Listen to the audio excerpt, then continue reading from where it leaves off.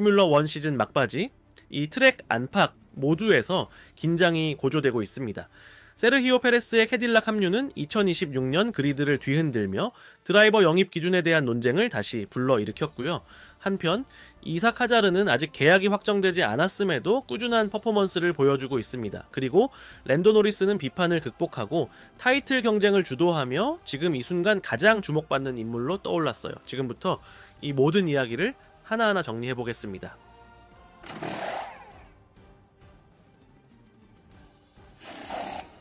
세르히오 페레스가 2026 시즌을 앞두고 캐딜락에 합류한다는 소식은 패독 내에서 다양한 반응을 불러일으켰습니다.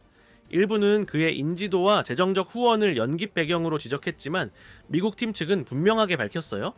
자, 이번 결정은 멕시코 드라이버의 실력과 경험을 바탕으로 한 것이었다고요. 팀 대표 그레엄 로드는 이렇게 말했습니다.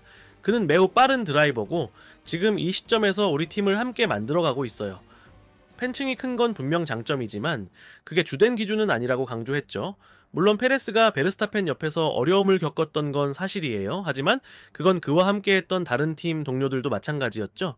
리암 로스는 단 2경기 만에 교체됐고 그 자리를 이어받은 유키 츠노다 역시 눈에 띄는 성적을 내고 있진 않아요.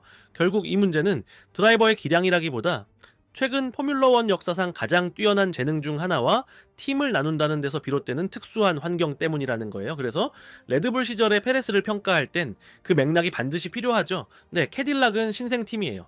자, 이런 팀에 필요한 건 바로 안정감과 기술적 경험입니다.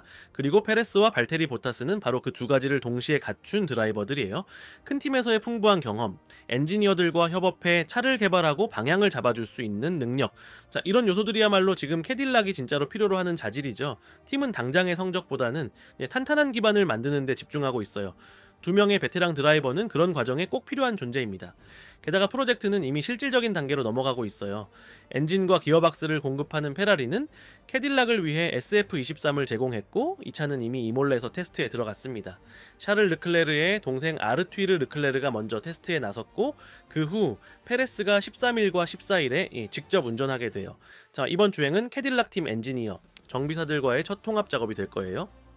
이번 세션은 단순한 테스트 그 이상입니다. 페라리와의 기술 협업, 운영 절차에 대한 이해, 그리고 새로운 환경에 적응하기 위한 첫 걸음이죠. FIA도 페레스의 참여를 승인했고 그는 이미 시뮬레이터에서 충분히 준비해왔어요. 이제는 가상세계에서 벗어나 실제 트랙에 나설 차례예요. 이런 일련의 과정은 캐딜락이 얼마나 체계적으로 프로젝트를 준비하고 있는지를 보여줍니다. 2026년에 레이스 우승을 목표로 한다는 건 현실적으로 무리겠죠. 하지만 학습하고 성장하며 미래를 위한 기반을 다지는 건 충분히 가능해요. 이런 맥락 속에서 본다면 페레스의 합류는 전략적으로 아주 잘 맞아떨어지는 선택이었습니다.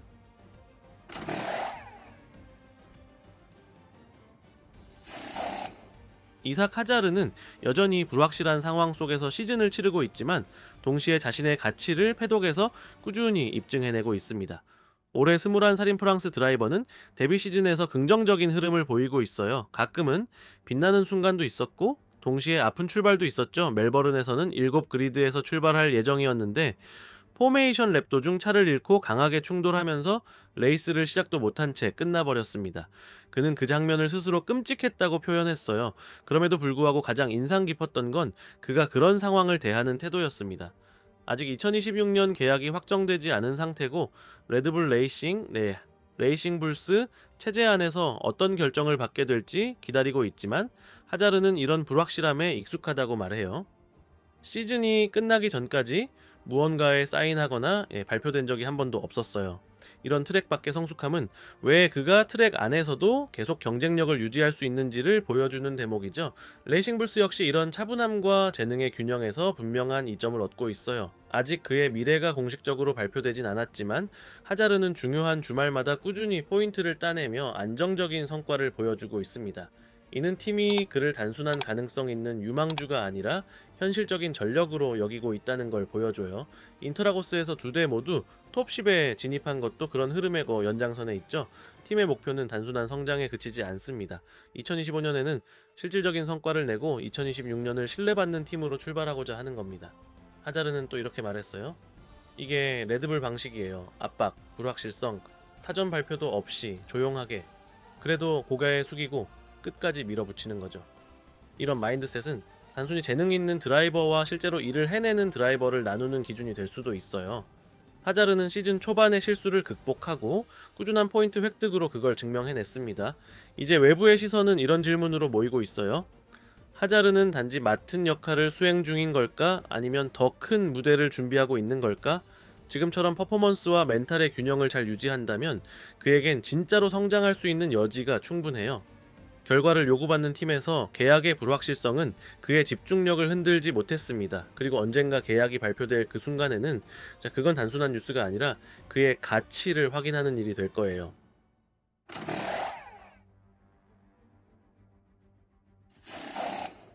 랜도 노리스는 지금 커리어 최고의 순간을 보내고 있습니다. 인터라고스에서의 우승은 단순히 또 하나의 트로피를 추가한 게 아니라 그가 이번 시즌의 중심 인물로 굳건히 자리 잡았다는 걸 증명하는 장면이었어요.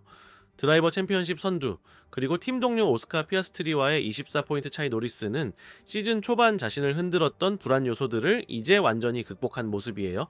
시즌 초반 그는 직접 밝혔죠. 외부의 비판, 언론의 시선에 너무 신경을 쓰다 보니 자기 주행에 집중하지 못했고 그게 성적에도 영향을 줬다고요. 당시에는 오히려 피아스트리가 더 안정감 있어 보였던 것도 사실이에요. 하지만 지난 몇 달 사이 모든 게 달라졌습니다. 노리스는 이제 자신과 팀의 일에만 집중하고 있어요. 예전엔 사람들이 뭐라고 하는지 너무 신경 썼던 것 같아요. 지금은 그냥 내 할 일만 하고 날 깎아내리려는 말은 무시해요. 브라질 우승 후 그가 이렇게 말했죠. 그의 태도 변화는 주행에서도 확연히 드러나고 있어요. 최근 몇 경기를 주도하며 보여준 건 자신감, 스피드, 그리고 성숙함입니다. 이런 반전은 맥라렌 전체 분위기를 그대로 반영해주는 대목이기도 해요. 팀은 차를 꾸준히 발전시켰고 모든 서킷에서 가장 빠르진 않더라도 항상 경쟁력 있고 균형 잡힌 패키지를 내놓고 있습니다.